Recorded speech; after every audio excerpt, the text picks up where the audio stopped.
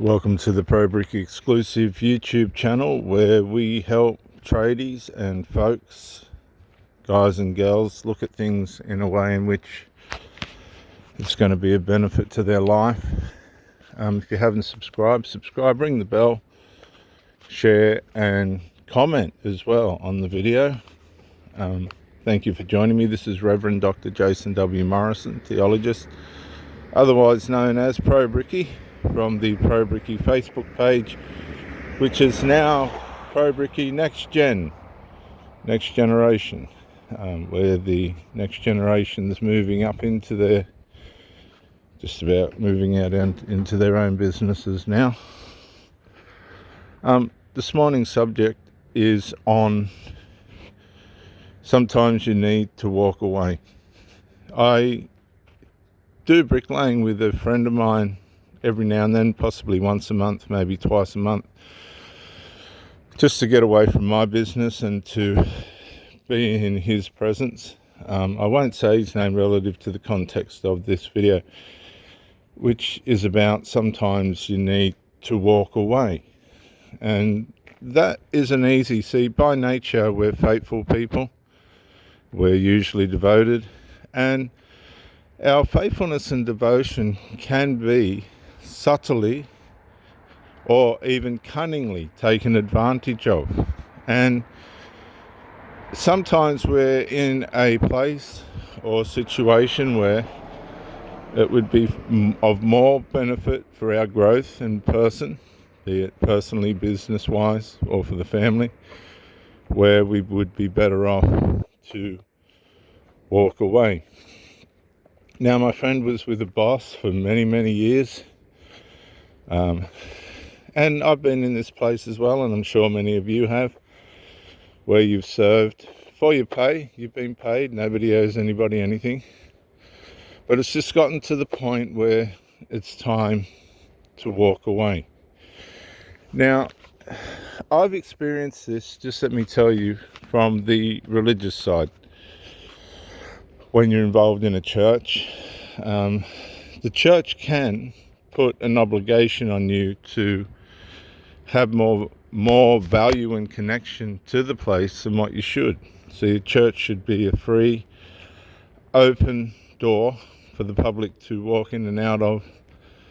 And if they feel it too, they give donations to the church to keep it operating. Most churches have enough money to operate on their own. But you give donations to the church and things like this, and help with the church, time and things. And I'm on my morning walk. You can become very devoted and overly devoted and overly faithful to the church. And then what happens is, as you feel as though something isn't right, the situation isn't right, or the church has done something that's not right on a continual basis, then you might feel that it's time to leave. But by virtue of faithfulness and devotion and conscience, something inside you won't let you walk away. And this is called blinded by faithfulness and devotion. I always used to say, don't let your faithfulness and loyalty blind you from the life that you should be living now. Now, every time I've walked away, and in all of my relationships, I've been the one that's walked away. Been driven to the point where I've fucking decided I'm going to have to walk away. Unfortunately. And it's about personal value as well. How much you value yourself or how much you don't. That'll give you the ability to walk away in the first place. I mean, honestly, it comes back to not being over attached to things, being, faithful and loyal and devoted to things, but we become attached. And when you become over attached, it's very hard to undo the psychological adhesive the faithfulness and loyalty can cause, particularly in a relationship where you want everything to work out and all that stuff, make things work. G'day, mate. And keep things on track and stuff. Well, some people are more tolerant than others, and they'll put up with stuff that's not healthy for them more than others. But what that does is validate behavior, or validate a resistance to not solve the problem or fix the issue. And if you do that, it's 9 times out of 10, 99.9% of the time, it's not going to be fixed. Again, coming back to bricklaying, if somebody's not laying their bricks to the line as accurately as they should be, and you're constantly asking them to do that, and they're not, and you've come to the point where it's easier for you to ignore it rather than get frustrated and possibly angry because they're just not bringing in the performance that they should, that they're being paid for. Everybody's going to suffer. Everybody. Because you're not going to get paid, which means they're not going to get paid, which means the business isn't going to be reputable, and eventually there's a big shutdown and everybody ends up with nothing. That's why skill's important. And so sometimes it's time for you to tell somebody else to walk away. Now, that could be the greatest lesson that you could teach someone. Now, let me tell you a bricklaying experience I had that I wouldn't wish on anybody.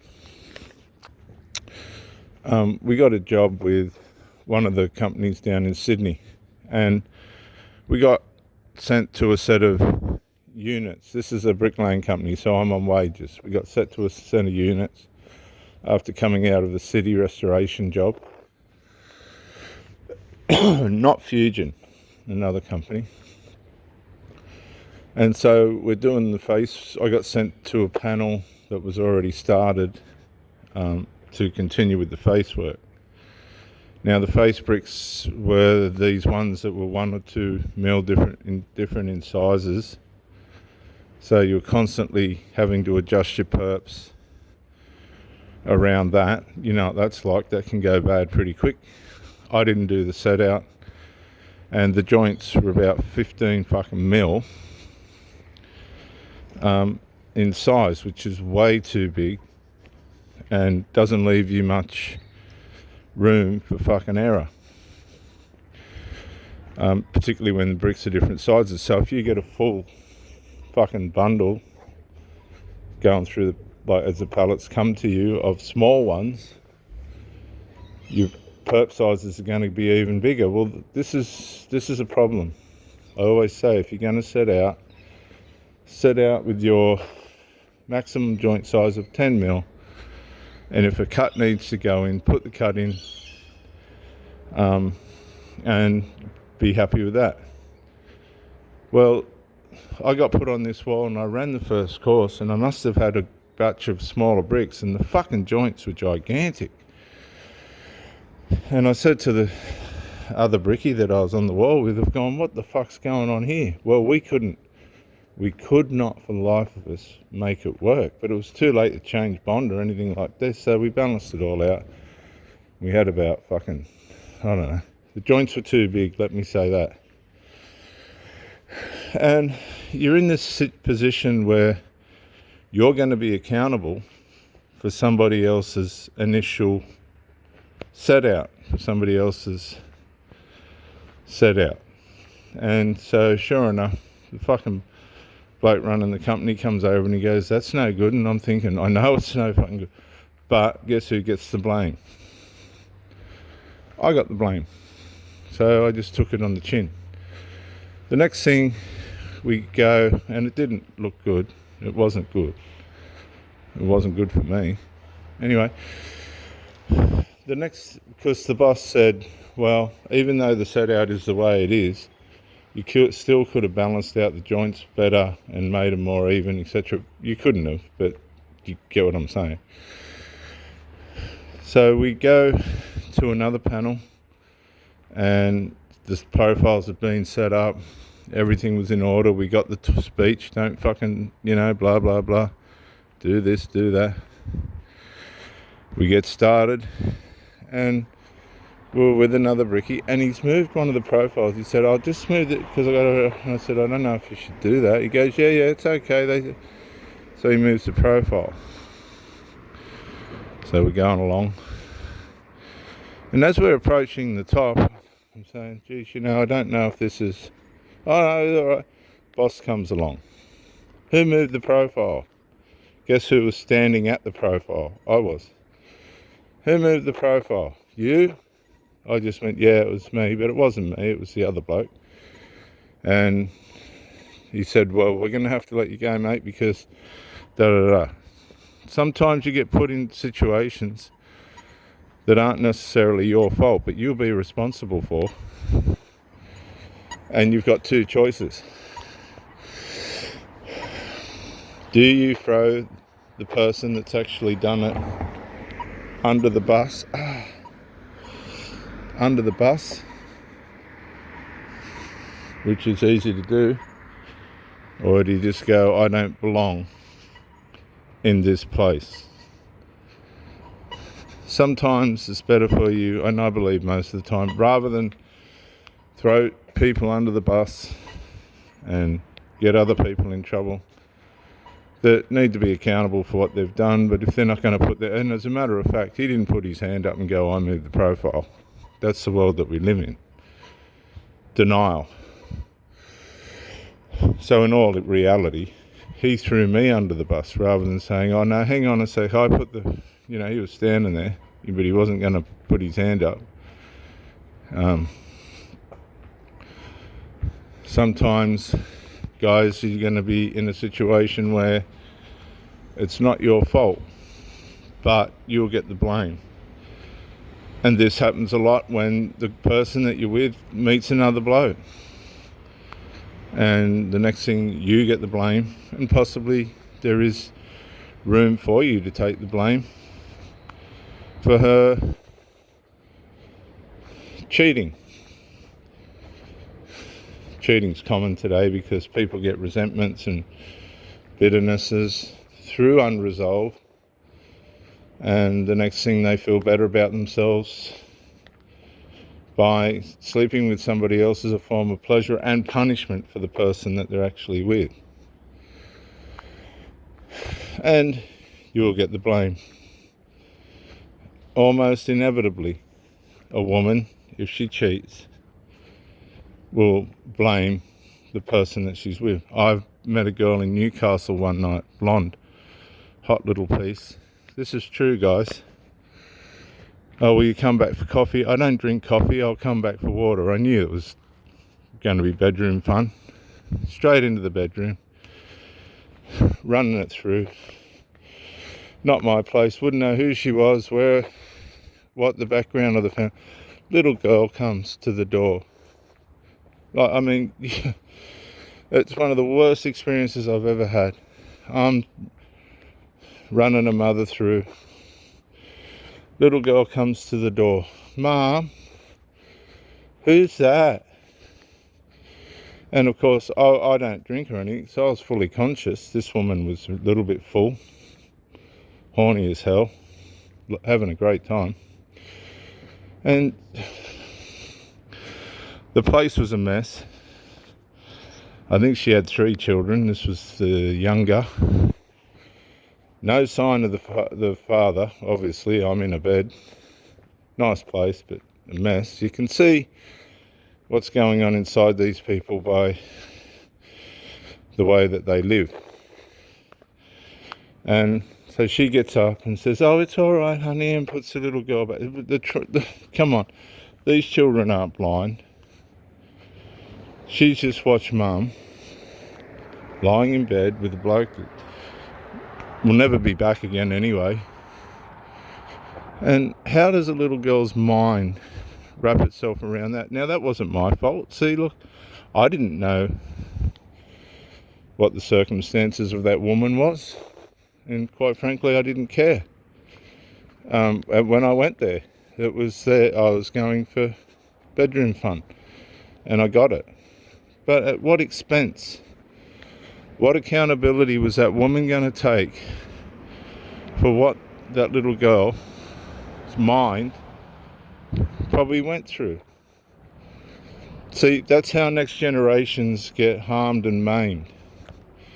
Because somewhere in that little girl's psyche, she'll form, spiritually, emotionally, and mentally form, with the concept that it's okay to swap and change partners. And that's how generations come undone. That's how we are where we are now. Oh, Mum, why is Daddy wearing your dress? Mum, Daddy's got your shoes on. This kind of thing. And the next thing, the little boy thinks that he has to, or in his mind, likes to dress up as a girl. And the next thing, his mind tells him that he should be a girl. And that's where the alphabet people have got us to today. Etc., etc. You can see what I'm saying. It doesn't just happen. It can be via trauma and crisis. And another instance, Newcastle, had trained in the morning, worked all day, surfed into the night. You could surf in Newcastle Beach in the dark. The city lights would light up the beach, which is a fucking, looking back at it, a stupid thing to do. Since I've studied sharks and their behaviour, how I never got attacked by a shark, all those thousands of hours floating out there on my own, night and day, early morning, sunrises, sunsets, I thank God that I'm alive. And so I meet a chick that was a much younger chick than I, that used to go to, she was coming into high school when I was going out of high school. But by this time I was 25 and she was 21. So it all gets friendly. Her and a sister, we go and get some pizza. And they say, well, come back to the unit, come back to the hotel room with us. And I'm going bedroom fun.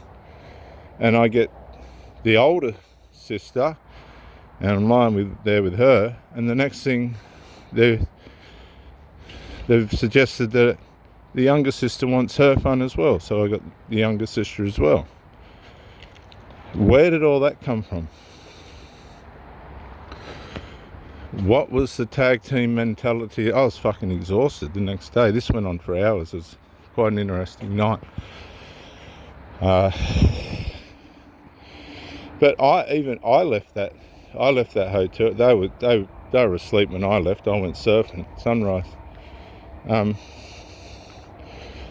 This is the depravity.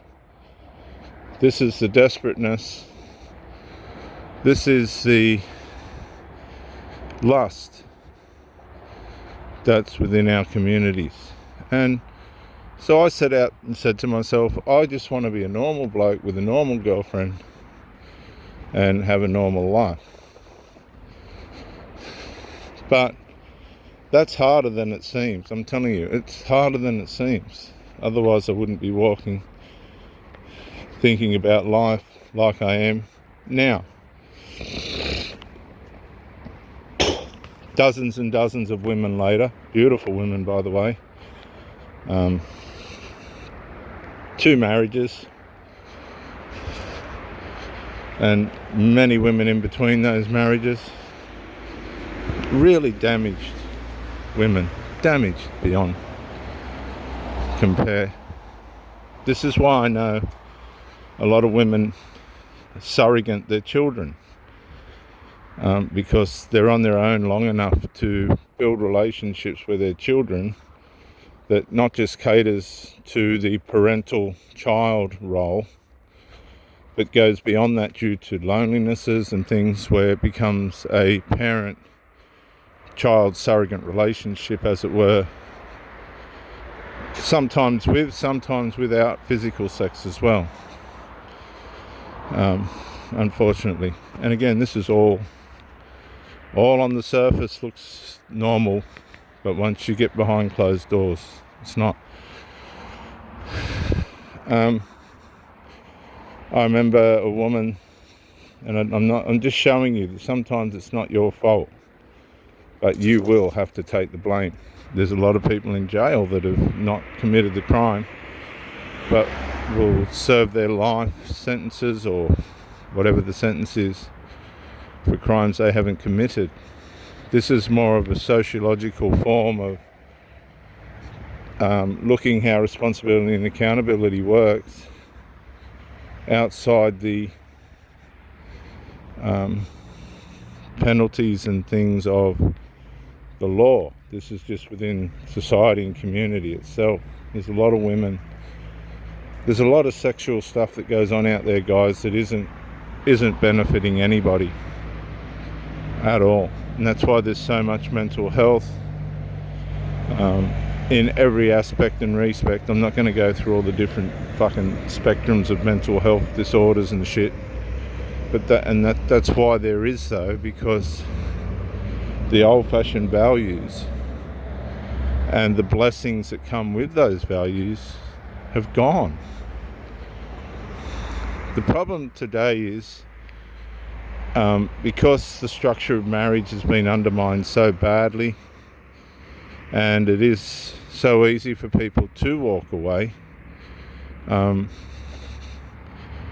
be tears and things, but they're usually disingenuous, because if you can stand at an altar and go, I give the rest of my life to you, and then in the next breath, oh, this doesn't suit me, so I'll see you later.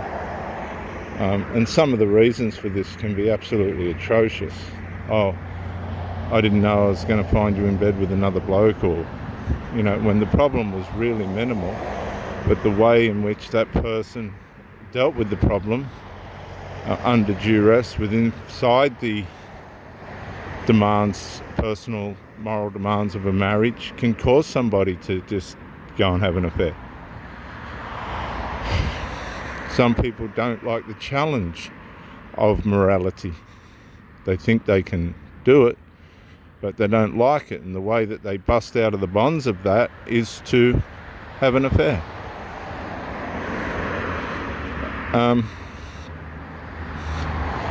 So when do you know it's time to walk away? Just one more example, guys, before I go on with that, and I'll wrap this up. I met a woman, fucking very beautiful woman, South African woman, and this was a crazy experience. She had this 17-year-old 6'4" son living with her. Now remember, you don't know the backgrounds of these people, so obviously her marriage was not intimate at all, but the son, the golden child, was her go-to for mental and emotional and that kind of thing,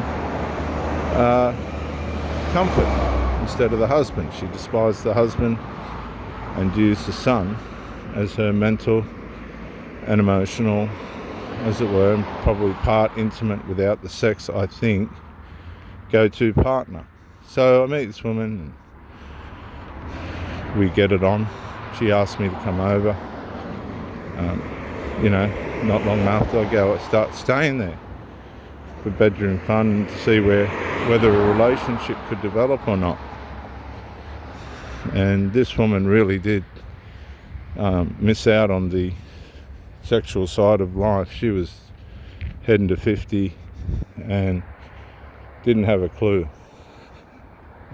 So anyway, well, it was about 1 o'clock in the morning, and the bedroom door creaks open. Wouldn't say it flew open, it just creaked open. And I thought, oh, this bloke must be going to ask his mum something.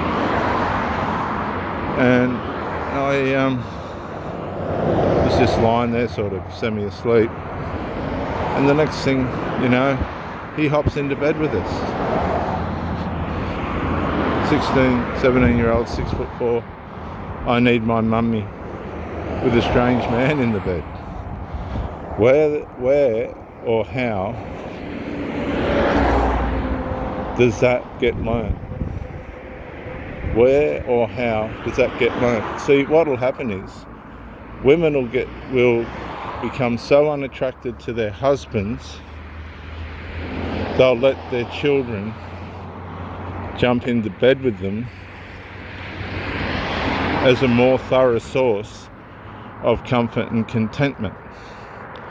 And what they're actually doing, and many of you have seen this and experienced this, and probably some of you are doing this, they're making that child a surrogate partner. It's actually really in the emotional realm. Look, I don't want to say it, but I have to. It's an emotional form of threesomes and foursomes, and you shouldn't attach emotionally to children in this way. Yes, as parent-child, but not in this way. Crossing over from parent to child to trying to meet needs that are just not meant to be met by children. So what is the point? Coming back to needing to walk away. You can become overly devoted and overly faithful to the point where you are blind,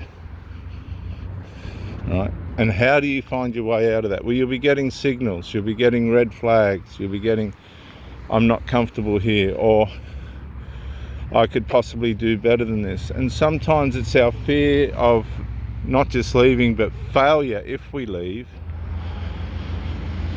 that stops us from walking away.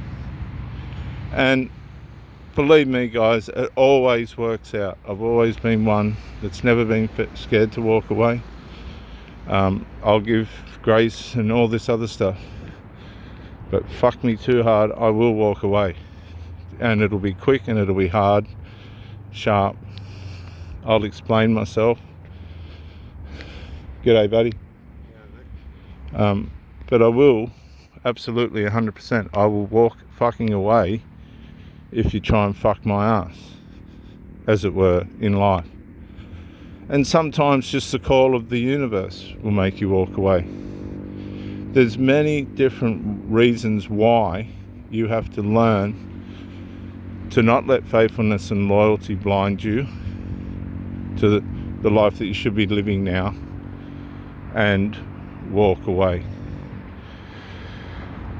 Now, I'm not speaking to people that are in healthy marriages, and by that I mean marriages do have their pressure points and boiling points, but that's all part of it. That's what helps us grow, and that's what makes life and love worth it. Because even within the dynamics of marriage, we're constantly growing and evolving and learning and being challenged and receiving the blessings and stuff, even within marriage.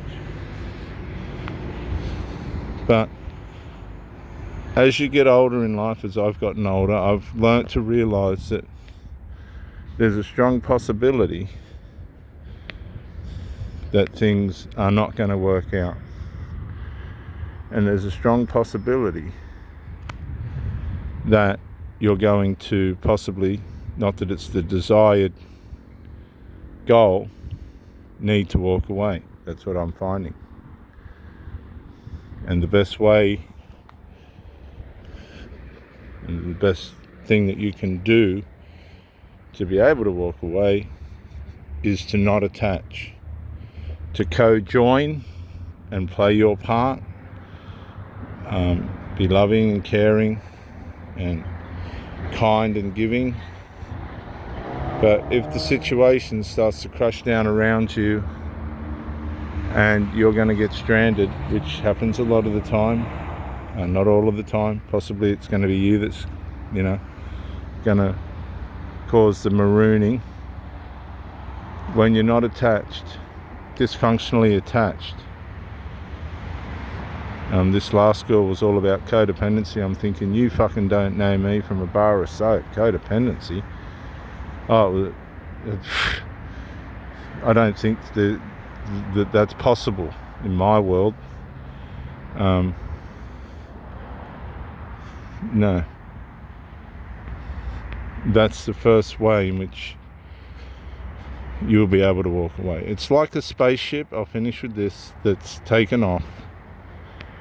The first part of the vessel has used its fuel, and you press the button and that part of the vessel detaches and is jettisoned, and the spaceship flies on without it.